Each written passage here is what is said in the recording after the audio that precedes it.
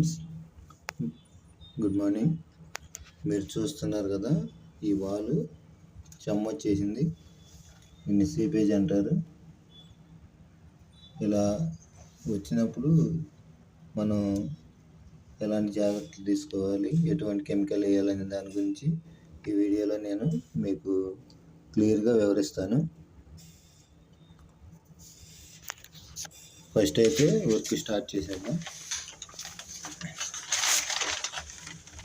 మీరు చూస్తున్నారు కదా, దీన్ని పూర్తిగా క్లీన్ చేసుకోవాలి, గోడ బయటకు వచ్చేంత వరకు. నేనైతే స్టార్ట్ చేశాను. ఈ పుట్టి పెట్టినంతా పోవాలి నీట్గా. సాయంత్రం వాళ్ళు ఇలా బయటికి రావాలి. చూస్తున్నారు కదా, ఈ విధంగా వచ్చేంత వరకు మొత్తం పర్టికులర్గా తీయాలి. అప్పుడైతే మనం వేసే కెమికల్ దానికి పట్టుకుంటుంది.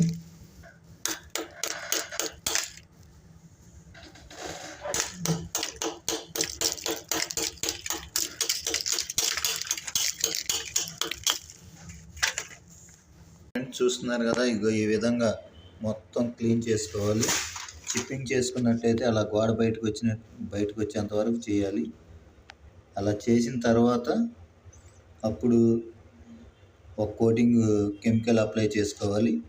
ఆ తర్వాత మళ్ళీ ఒక 6 గంటలు ఆరనిచ్చిన తర్వాత మళ్ళీ మరో కోటింగ్ వేసుకోవాలి. పూర్తిగా డ్రై అయిన తర్వాత చెమ్మ మీద కాకుండా కాస్త ఆరనిచ్చిన తర్వాత వేసుకుంటే చాలా బాగుంటుంది. మార్నింగ్ ఇక మీరు చూస్తున్నారు కదా, ఇది Berger home shield dam stop. Exterior 7 years, interior 2 years. ఇది నేను బాత్రూమ్ దగ్గర చెమ్మలాగా వచ్చింది, ఆ వాల్కి అప్లై చేయడానికి తీసుకొచ్చాను. దీన్ని మీకు చూపించాలని, ఎలా అప్లై చేయాలి ఏంటి అనేది మీకు వివరంగా చెప్తాను. కోటింగ్ అప్లై చేసాను